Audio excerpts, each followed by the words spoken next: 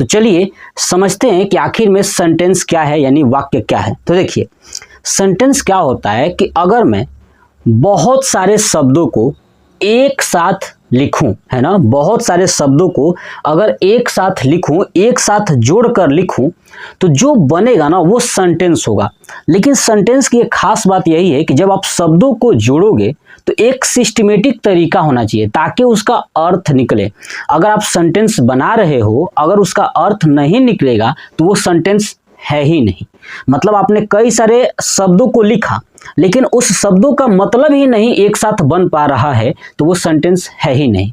तो सेंटेंस में खास बात यही है कि जब शब्दों को आप एक साथ लिखोगे, शब्दों के समूह बनाओगे, तो उनका एक अर्थ निकलना ही चाहिए। अगर अर्थ नहीं निकलता है तो वो शब्द यानी वाक्य है ही नहीं। तो बात समझिएगा। देखिए कि सेंटेंस क्या है, यानी व्हाट इज सेंटेंस। तो sentence is the group of words, है ना। वाक्य क्या है, तो शब्दों का समूह है। That makes complete sense is called a sentence. यानी वाक्य क्या है, शब्दों का समूह है जो एक पूर्ण अर्थ प्रकट करता है, ठीक है, या जिसका कुछ अर्थ निकलता है वो वाक्य कहलाता है। यानी वाक्य शब्दों का वह समूह होता है जिसका क्या निकलता है, कुछ अर्थ निकलता है। अब आप कहेंगे कैसे, तो जैसे समझिए, मान लीजिए कि मैं पहले आपको हिंदी में समझाता हूं। जैसे मैंने लिखा कि वह, है ना, वह गया घर पर। क्या ये सेंटेंस है?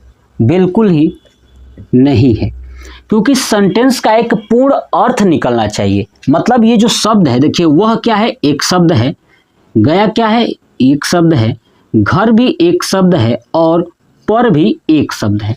तो इन शब्दों को ऐसे क्रम में लिखना है जिसका अर्थ बिल्कुल करेक्ट निकले। मतलब कि ये लिखा हुआ है वह गया घर पर, इसको मुझे करेक्ट करना तो क्या लिखेंगे, वह घर पर गया, है ना। ये सेंटेंस करेक्ट हुआ। क्यों? क्योंकि इसमें एक अर्थ निकल रहा है। हाँ, वो कहाँ गया है, तो घर पर गया है, ये बात कंफर्म हो गया। वह गया, ठीक है, वह तो चला गया, फिर घर पर। ये सेंटेंस बिल्कुल करेक्ट नहीं है।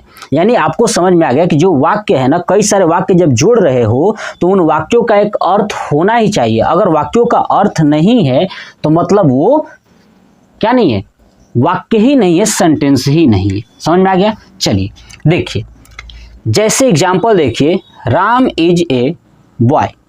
राम एक लड़का है, ठीक है। ये क्या है, एक सेंटेंस है। अगर आप थोड़ा सा भी इसको चेंज करोगे तो सेंटेंस नहीं होगा। ऐसे दूसरा, हेलो हाउ आर यू, है ना, सुनो आप कैसे हो या तुम कैसे हो, ठीक है। हेलो हाउ आर यू, है ना, सुनो आप कैसे हो या तुम कैसे हो। तो ये एक सेंटेंस, यानी इसका जो सेंटेंस है ये अर्थपूर्ण है ना, अर्थ निकल रहा है, ठीक है। और जिसका अर्थ नहीं निकलेगा वो सेंटेंस नहीं होगा। चलिए देखिए नेक्स्ट, जब ये सेंटेंस जब भी आप लिखोगे ना तो सबसे इंपॉर्टेंट बात, उसका पहला अक्षर हमेशा कैपिटल लेटर होगा, यानी बड़ा अक्षर में लिखा जाएगा। जब भी सेंटेंस लिखोगे उसका पहला लेटर जो होगा ना, है ना, जो भी पहला अक्षर लिखोगे, ठीक है, शब्द लिखोगे, उसका लेटर जो होगा हमेशा कैपिटल होगा। जैसे राम, राम में पहला क्या है, आर कैपिटल है। ऐसे देखिए हेलो, हेलो में भी पहला क्या है, एच कैपिटल है। तो ये आपको ध्यान रखना है, पहली पॉइंट्स। दूसरा पॉइंट्स की जो सेंटेंस होंगे ना, उसका जो इंड में लास्ट में, है ना, यहाँ पे इंड पॉइंट में या तो फुल स्टॉप होगा या क्वेश्चन मार्क होगा या एक्सक्लेमेशन मार्क होगा, ठीक है। ये तीन बातें आपको याद रखना है, फुल स्टॉप या क्वेश्चन मार्क या एक्सक्लेमेशन मार्क। जब भी सेंटेंस आप लिखोगे इसी पर वो इंड होता है। तो बात समझ में आ गई। अब इसका आप सेंटेंस का स्क्रीनशॉट ले लीजिए।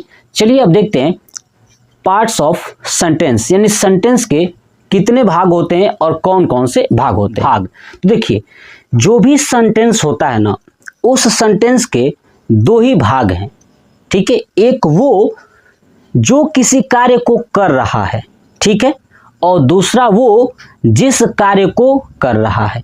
मतलब मेरी बात सुनिएगा, जैसे मैं बोलूं कि मैं अपने घर पर हूं, तो कौन घर पे है, तो मैं एक पार्ट हो गया, और दूसरा अपने घर पर हूं, तो ये एक क्या हो गया, एक अलग ही पार्ट हो गया। मतलब कि सेंटेंस का याद रखिएगा कि सेंटेंस के जो भाग होते हैं ना वो हमेशा दो ही होते हैं। कौन कौन? Subject and predicate. ठीक है, याद रखिएगा कि पार्ट्स ऑफ सेंटेंस कितने होते हैं? दो होते हैं, सब्जेक्ट एंड प्रेडिकेट। लेकिन अब से आपसे पूछा जाए कि टाइप्स ऑफ सेंटेंस या काइंड्स ऑफ सेंटेंस, तो आप कभी मत कहिएगा कि दो होते हैं।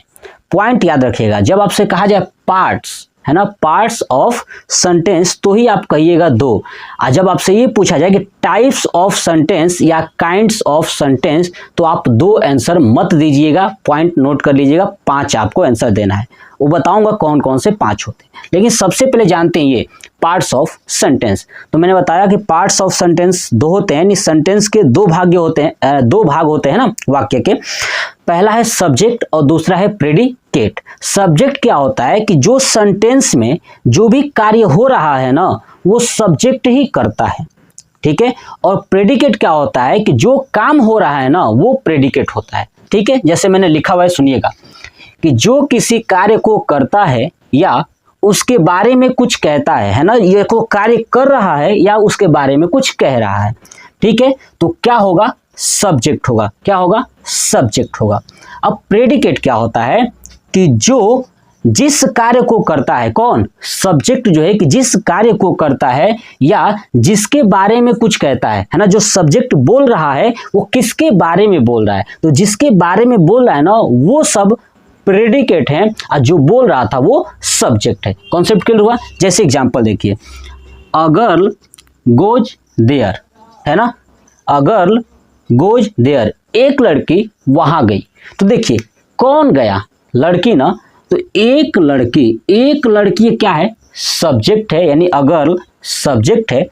गोज देयर, अब ये उसका काम था वहां जाना, है ना, वहां जाना इसका काम था, तो ये हो गया प्रेडिकेट। ये क्या है? आपका प्रेडिकेट है और ये क्या है? सब्जेक्ट। कॉन्सेप्ट समझ में आया? जो काम को करेगा, है ना, ठीक है, या जो कुछ कहेगा वही सब्जेक्ट होगा, और जिसके बारे में कहेगा, जिस काम को करेगा, वो काम और वो बात वो क्या है? प्रेडिकेट है। बस वही कॉन्सेप्ट है। देखिए, Ajay is a good boy, ठीक है, अजय एक अच्छा लड़का है। कौन कह रहा है? तो अजय, है ना, अजय के बारे में कोई बता रहा है, ठीक है, तो अजय के बारे में बता रहा है, ठीक है, यानी उसके बारे में कुछ कह रहा है, तो ठीक है, ये अजय, अजय क्या है? सब्जेक्ट है।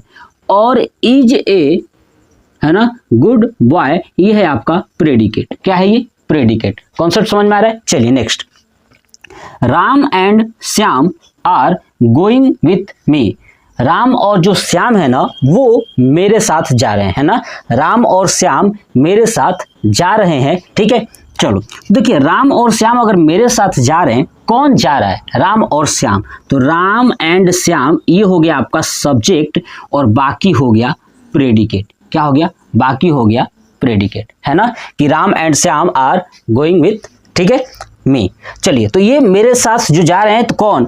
राम और श्याम, ठीक है, तो राम और श्याम सब्जेक्ट हो गया और बाकी हो गया प्रेडिकेट। ऐसे ही आप एक पॉइंट नोट करिएगा कि कुछ ऐसे वाक्य होते हैं, देखिए कुछ ऐसे वाक्य होते हैं जिसमें सब्जेक्ट छुपा होता है। क्या होता है? सब्जेक्ट छुपा होता है। और जिस वाक्य में सब्जेक्ट छुपा होता है ना उसको भी आप पहचानने की कोशिश करिए। देखिए यहाँ पे लिखा है, जैसे गो देयर, वहां जाओ, है ना, गो देयर बोलते हैं कि नहीं, गो देयर, कम हेयर, इसमें क्या हुआ है?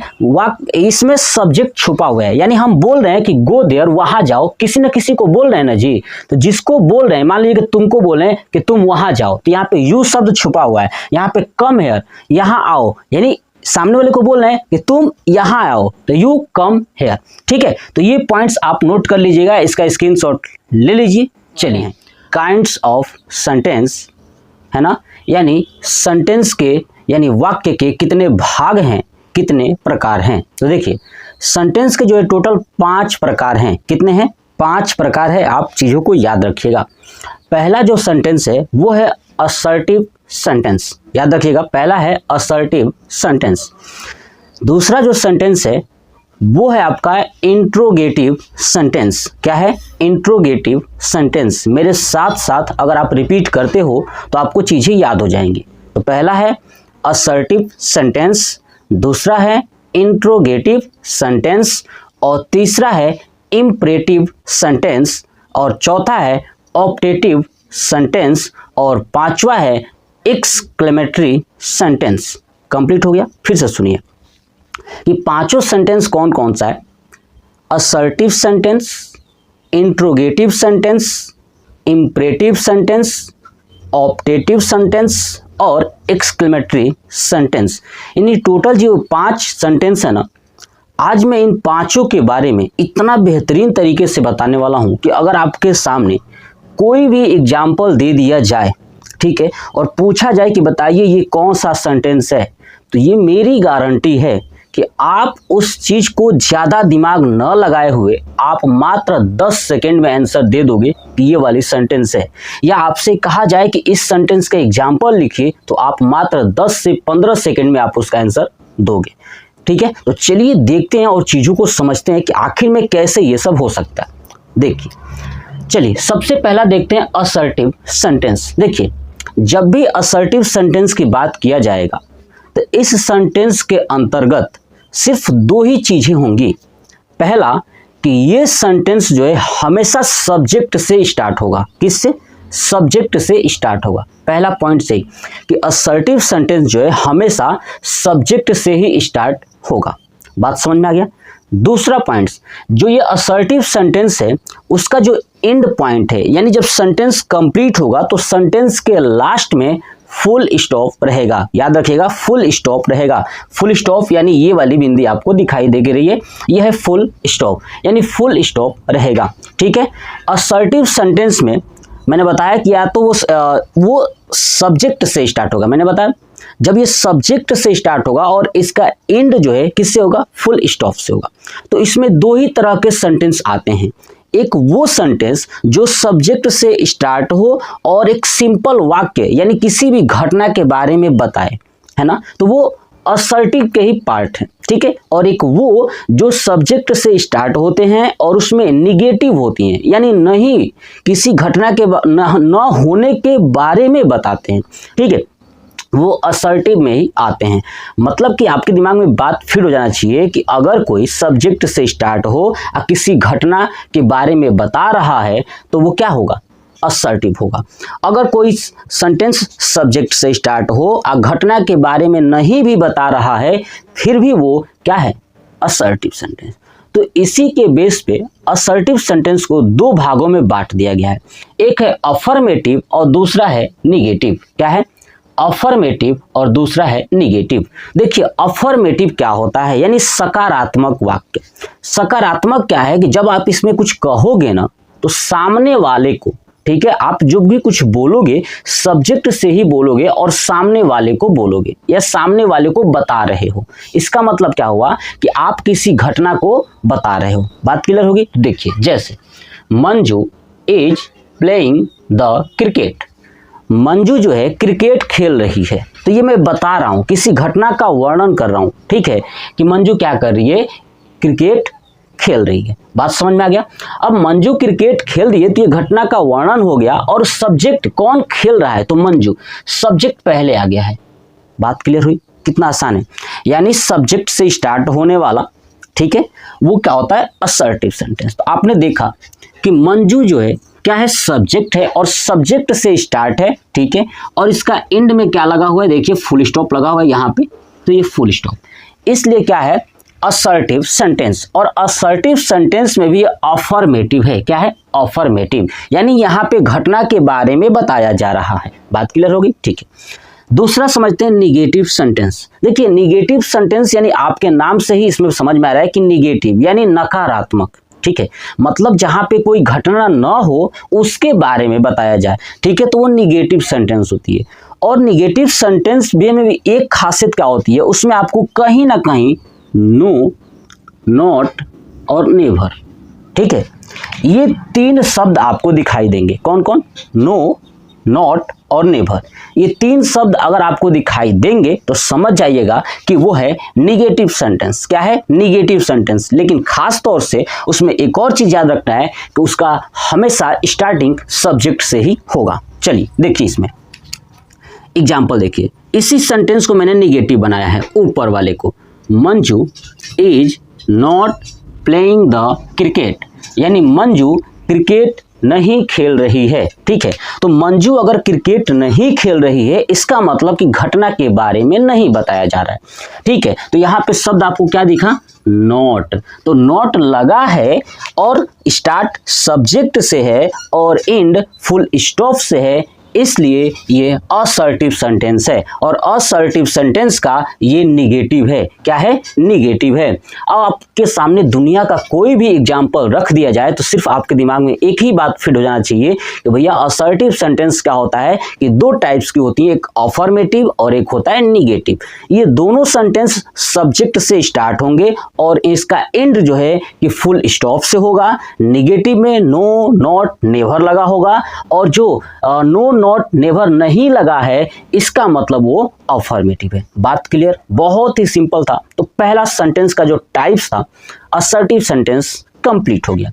चलिए दूसरा देखते हैं, इंट्रोगेटिव सेंटेंस। क्या देखते हैं, इंट्रोगेटिव सेंटेंस। इंट्रोगेटिव सेंटेंस में खासियत क्या होगी कि ये जब भी स्टार्ट होगा, ठीक है, ये जब भी स्टार्ट होगा ना, या तो WH फैमिली वालों से स्टार्ट होगा या हेल्पिंग वर्ब से स्टार्ट होगा। बात समझ में आ गया, जब भी ये स्टार्ट होगा या तो WH फैमिली के साथ होगा या हेल्पिंग वर्ब के साथ होगा। उसके बाद जब इसका एंड होगा ना तो हमेशा याद रखिएगा इसमें क्वेश्चन मार्क होगा। क्या होगा, क्वेश्चन मार्क होगा, यानी हमेशा इसमें प्रश्न पूछने वाला चिन्ह आपको मिलेगा देखने को। इसका मतलब वो इंट्रोगेटिव सेंटेंस है। याद हो गया, फिर से सुनिएगा। इंट्रोगेटिव सेंटेंस क्या होता है कि इस सेंटेंस के अंतर्गत ना जब भी कोई सेंटेंस होगा उसमें प्रश्न पूछा जाएगा। क्या किया जाएगा, प्रश्न पूछा जाएगा। और जब प्रश्न पूछा जाएगा तो इसका स्टार्टिंग जो है या तो WH फैमिली। अब WH फैमिली क्या होता है, तो WH फैमिली वो होती है जिससे लगाने के बाद प्रश्न बनता है, प्रश्न पूछा जाता है। जैसे व्हाट, व्हाई, हाउ, समझ गए, वेयर, ये सब WH फैमिली है क्योंकि इससे प्रश्न पूछा जा रहा है। ठीक है, तो इसमें जब भी लगा हुआ मिलेगा ये मिलेंगी। दूसरा या मिलेगा, क्या मिलेगा, हेल्पिंग वर्ब। यानी आपको समझ में आ गया कि इंट्रोगेटिव सेंटेंस जो है स्टार्ट किससे होता है, WH फैमिली से या हेल्पिंग वर्ब से। अब हेल्पिंग वर्ब क्या होता है, तो आपने जितना भी टेंस पढ़ा है ना तो उस टेंस में जो आप प्रयोग करते हो हेल्प के लिए, जैसे example that was, where, is, am, are, have, है ना, हैड, डिड, ये सब क्या है, तो यही सब आपका क्या है, तो हेल्पिंग वर्ब। यही क्या है, हेल्पिंग वर्ब। बात क्लियर होगी। चलिए, इसी से स्टार्ट होने वाला है और इसका जो एंड होगा वो हमेशा क्वेश्चन मार्क से होगा। किससे होगा, क्वेश्चन मार्क, और ये वाला चिन्ह आपको दिखाई देगा। तो समझ जाइएगा कि वो इंट्रोगेटिव सेंटेंस है। जैसे मैं आपसे पूछूं, मे आई हेल्प यू, क्या मैं आपकी मदद कर सकता हूं, है ना, मे आई हेल्प यू, मैं प्रश्न पूछ रहा हूं ना, इसका मतलब इंट्रोगेटिव सेंटेंस है। बात क्लियर होगी। चलिए एग्जाम्पल देखिए, व्हाट इज योर नेम, तुम्हारा नाम क्या है, मैं प्रश्न पूछ रहा हूं और एंड में क्या है आपका, तो क्वेश्चन मार्क है। बात क्लियर हो गया। देखिए अब ये किससे स्टार्ट है, WH से, यानी व्हाट, WH है ना, ऐसे।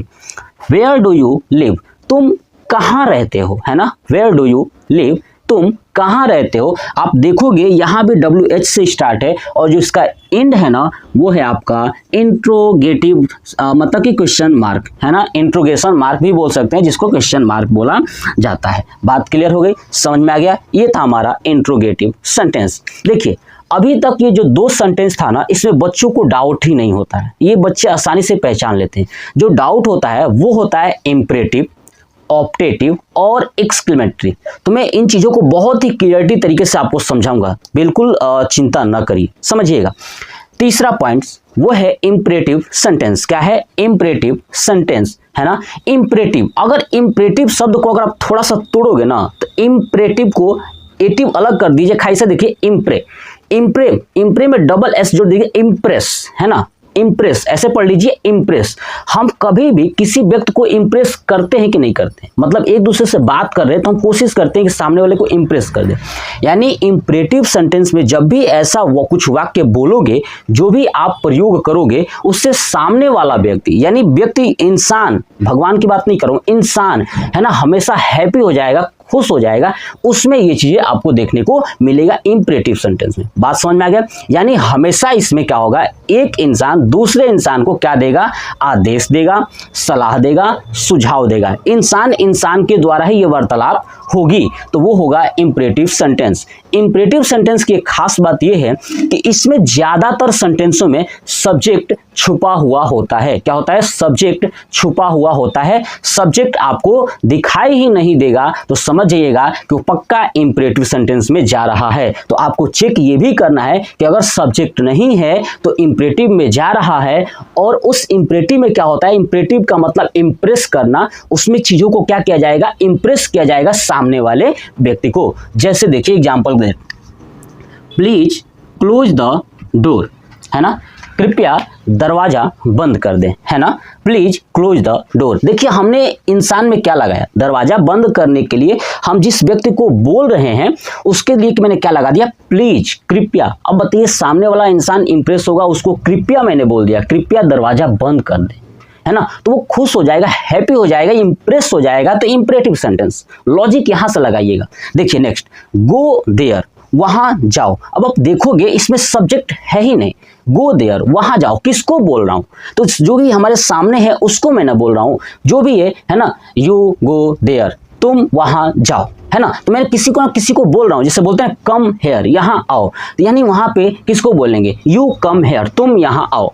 तो यानी ये जो शब्द है ना, छुपा हुआ सब्जेक्ट है, इसके कारण ये इंपरेटिव है। आज जब हम बोल रहे हैं सामने वाले को, तो देखिए वहां जाओ, इसका मतलब हम उसको आदेश दे रहे हैं। क्या दे रहे हैं, आदेश दे रहे हैं कि वहां जाओ। उसके बाद आप देखिए खुद, प्लीज क्लोज द डोर, दरवाजा, कृपया दरवाजा बंद कर दें। तो अब यहाँ पे क्या है, आदेश ही तो है, तो इसमें आदेश, सलाह और सुझाव दिया जाएगा। लेकिन ये ध्यान रखिएगा कि आदेश, सलाह, सुझाव ये इंसान इंसान को ही दे सकता है। तो ये उसी कंडीशन के रूप में ये होता है इंपरेटिव सेंटेंस। क्या होता है, इंपरेटिव सेंटेंस। चलिए ये पूरा कंप्लीट हो गया। चलिए अब हम लोग देखते हैं ऑप्टेटिव सेंटेंस। तो आपको बस फिर से एक बार बता दूं कि क्या याद रखना है कि इंपरेटिव सेंटेंस में एक इंसान दूसरे इंसान को इंप्रेस करने के लिए जो चीजें प्रयोग करेगा, आदेश देगा, सलाह देगा, सुझाव देगा, ठीक है, वहां पे इंपरेटिव सेंटेंस होगा। ठीक है, अब चलिए देखते हैं ऑप्टेटिव सेंटेंस। ऑप्टेटिव सेंटेंस को पहचानने का तरीका यह है कि जैसे मैंने पीछे बताया था इंपरेटिव सेंटेंस, तो मैंने समझाया था कि देखिए इंपरेटिव सेंटेंस में हमेशा एक इंसान दूसरे इंसान को खुश करने की कोशिश करेगा, ठीक है। लेकिन ऑप्टेटिव सेंटेंस में क्या होगा कि इस सेंटेंस में हमेशा एक इंसान दूसरे इंसान के लिए भगवान से प्रार्थना करेगा। ध्यान सुनिएगा, किससे, भगवान से। यानी हमेशा एक इंसान दूसरे इंसान के लिए भगवान से प्रार्थना करेगा या भगवान से बद्दुआ देगा उसको, है ना, भगवान से उसको बद्दुआ दिलाएगा भी। वो सब किस में आएगा, ऑप्टेटिव सेंटेंस में। आपके दिमाग में फीड हो गया। इंपरेटिव सेंटेंस में एक इंसान दूसरे इंसान के लिए बात कर रहा था, लेकिन ऑप्टेटिव में एक इंसान दूसरे के लिए बात तो करेगा, लेकिन वो इनडायरेक्ट यानी भगवान के थ्रू, यानी भगवान से कह के उसको श्राप या ऐसा उसको बद्दुआ कह दें या दुआ कह दें, वो सब दिलाने की कोशिश करेगा। जैसे एग्जांपल देखिएगा, गॉड ब्लेस यू, ठीक है, गॉड ब्लेस यू। अब देख रहे हैं यहाँ पे मैं कह रहा हूं कि गॉड ब्लेस यू, ठीक है, गॉड ब्लेस यू, यानी आप हमेशा खुश रहें, ठीक है, ये गॉड ब्लेस यू, ठीक है। तो अब देखिए भगवान से दुआ कर रहा हूं कि भाई क्या रहे, आप हमेशा खुश रहें, हैप्पी रहे, ये चीज आपको दिखा रहा हूं, ठीक है। तो गॉड ब्लेस यू, मैं दुआ तो कर रहा हूं आपको, लेकिन भगवान से, किससे, भगवान से। इसलिए यहां पे क्या होगा कि आपका ऑप्टेटिव सेंटेंस क्या होगा, ऑप्टेटिव सेंटेंस। चलिए दूसरा देखिए, गॉड सेव द अजय, है ना, भगवान अजय को सुरक्षित रखे। अब देखिए मैं किसकी बात कर रहा हूं, किससे बात कर रहा हूं, भगवान से बात कर रहा हूं, दूसरे के लिए, यानी अजय के लिए मैं भगवान से बात कर रहा हूं। तो यहाँ पे ऑप्टेटिव सेंटेंस, मतलब बात क्लियर हो गई कि जब भी आप एक व्यक्ति दूसरे व्यक्ति के लिए बात करेगा लेकिन भगवान से बात करेगा, ठीक है, तो वहां पे होगा ऑप्टेटिव सेंटेंस। यानी भगवान से क्या कहेगा, तो या तो प्रार्थना मांगेगा, या तो दुआ देगा, या तो श्राप देगा, यही ना चीजें करती हैं, तो वो होती है ऑप्टेटिव सेंटेंस। बात क्लियर होगी। और ऑप्टेटिव सेंटेंस में भी एक्सक्लेमेशन मार्क होता है, लेकिन आप एक्सक्लेमेशन मार्क से पहचान नहीं पाओगे। बस आपके दिमाग में यही होना चाहिए कि भैया ऑप्टेटिव में भगवान से बात करना था और इंपरेटिव में इंसान से बात करना था, इंसान को इंप्रेस करना था, इंपरेटिव भगवान से बात करेंगे ऑप्टेटिव। बस क्लियर, इतनी पॉइंट्स याद रखते हो ना तो आपका गारंटी है कि आप आएगा जब भी सेंटेंस पहचानने के लिए आप गलती नहीं करोगे, या लिखना होगा तो भी आप गलती नहीं करोगे। चलिए नेक्स्ट आता है लास्ट सेंटेंस, वो है एक्सक्लेमेटरी सेंटेंस। चलिए अब इस एक्सक्लेमेटरी सेंटेंस में क्या होगा कि जब भी आप सेंटेंस को पढ़ोगे ना तो आप या तो खुश हो जाओगे या अपने आप को उस सेंटेंस के अंदर रख के देखोगे ना तो या तो आप खुश हो जाओगे या तो दुख हो जाओगे या आश्चर्य में पड़ जाओगे। अपने उस सेंटेंस के अंदर अपने आप को जब रखोगे ना तो ऐसा महसूस होगा या तो तुम खुश हो गए या तो दुख हो गए या तो आश्चर्य में पड़ जाओगे। तो ये जब भी ऐसा कंडीशन होता है तो याद रखिएगा एक्सक्लेमेटरी सेंटेंस होगा।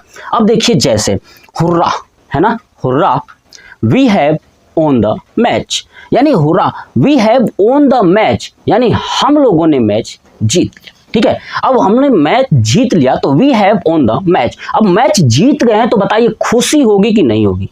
तो यहाँ पे क्या होगा, एक्सक्लेमेटरी सेंटेंस होगा। बात क्लियर होगी? दिमाग में बस यही चीज याद रखना है कि जब आप खुश हो या दुख हो सेंटेंस को पढ़ने में या आश्चर्य हो रहे हो तो वो होगा एक्सक्लेमेटरी सेंटेंस। बात क्लियर? चलिए next, alas we have lost the match, यानी हम लोग मैच हार गए। जब मैच हार गए तो दुख होगा कि नहीं होगा? तो यहाँ पे देखिए दुख की भाव प्रकट हो रहा है, तो इसलिए क्या है, एक्सक्लेमेटरी सेंटेंस। यानी आपकी प्रसन्नता और दुख और आश्चर्य अपने आप को जो उस सेंटेंस में जब रखोगे तो ये पाओगे कि आपके साथ ये घटनाएं हो रही हैं। तो याद रखिएगा वहां होगा एक्सक्लेमेटरी सेंटेंस। और एक्सक्लेमेटरी सेंटेंस में भी एक्सक्लेमेशन मार्क होता है, ठीक है, तो आप एक्सक्लेमेशन मार्क से नहीं पहचान पाओगे। बहुत सारे बच्चे रट्टा मार लेते हैं बट ऐसा नहीं है। मैं एक टॉपिक बता देता हूं कि जब भी एक्सक्लेमेटरी सेंटेंस होगा तो उसमें जो ये भाव है ना, हुर्रा है ना, ये प्रसन्नता का, एलास यानी दुख का, इसी के जस्ट बाद ही रहेगा, क्या रहेगा, एक्सक्लेमेशन मार्क। बट मैं जो कॉन्सेप्ट सिखाया ना कि बाबू देखो